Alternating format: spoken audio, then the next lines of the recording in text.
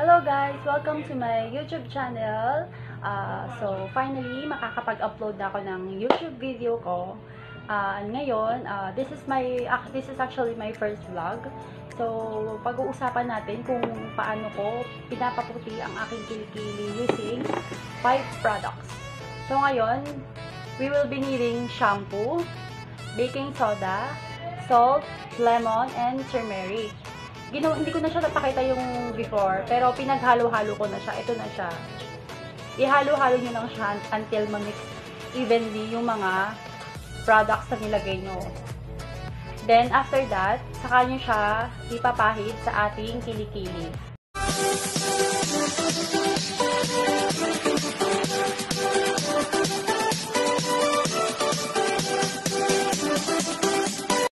Ayan, ipapahid na natin siya sa aking kilikili. Kasi as you can see guys, hindi talaga siya kaputian. So, ipapahid ko siya.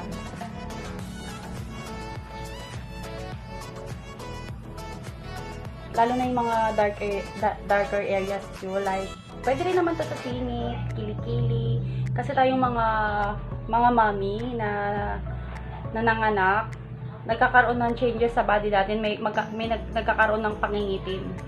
So, ang nangyayari, hindi agad bumabalik yung dating kulay kagaya ng sa akin. Hindi naman talaga ganun kaitim yung kilikili ko. Kaso kasi, syempre, pag mami, diba, napapabayaan natin ng very light ang ating sarili dahil sa ating mga anak. Kala mo talaga, daming anak. Bababad lang natin siya for 3 to 5 minutes para lang ma-absorb ng skin natin yung mixtures. So, ayan na siya. Nababad na natin siya. Ibabad lang natin siya ng 3 to 5 minutes. Saka natin babalawan. I recommend guys na gamitin nyo siya before kayo maligo para mababad ng husto. Then, yung tira nyong mixtures, pwede nyo rin siya ilagay sa tuhod. Since hindi nga ako kaputian at hindi rin kaputian ng aking tuhod, ilalagay ko na rin siya.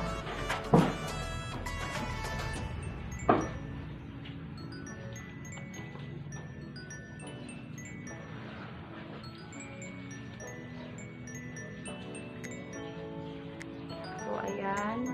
Pahid lang ng pahid.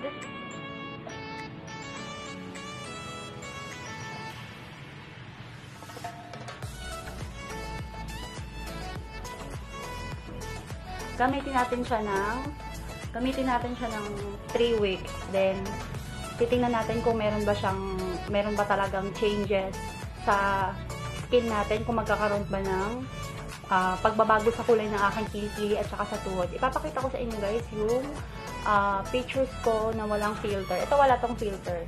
Walang filter yan. Papakita ko sa inyo kung gaano kaitim yung kilikili ko. Hindi naman siya totally kaitiman na talagang as in black na black talaga as in. Na parang kala mo may uling yung kilikili. Hindi naman ganun. Kung gaano lang kaitim yung kilikili ko. Yung before ko, ipapakita ko sa inyo.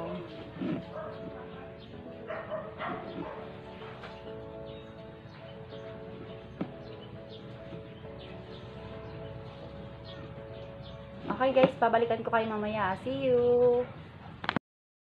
5 minutes later. So, hello guys, welcome back. Ayan, nakapagbalnaw na tayo. Natanggalan natin yung ibinabad natin sa ating kilikili. Ngayon guys, based on my observation guys, may napansin lang ako sa aking kilikili right after ko siyang binabad. Ayan. Medyo nag-light siya ng very light.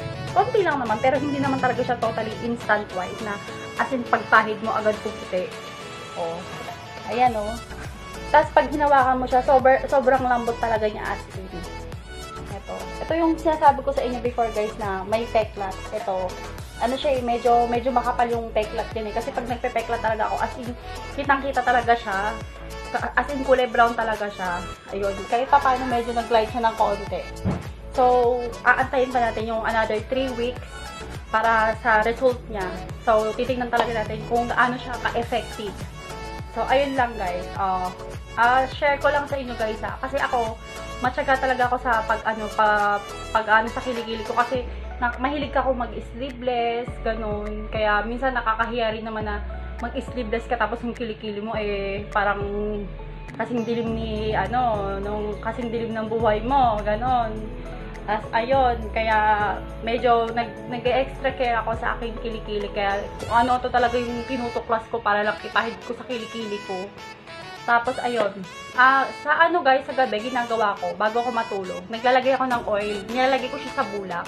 Tapos pinapahid ko siya sa kilikili ko bago ako matulog, para ang effect naman nun, pag naglalagay ka ng oil sa gabi sa kilikili mo, pinapalambos nga yung mga libag-libag mo na bilibag-libag sa kilikili mo, kasi kahit maligo ka tapos magkuskus ka, hindi pa talaga siya totally natatanggal sa kilikili mo. Ando dun pa yung mga deodorant na nilagay mo. Ayun. So that's it for today's vlog. Thank you guys for watching. Kung bago ka pa lang sa aking YouTube channel, please guys subscribe, then click the bell button para lagi kayong updated sa aking videos na i-upload sa aking YouTube channel. Thank you guys!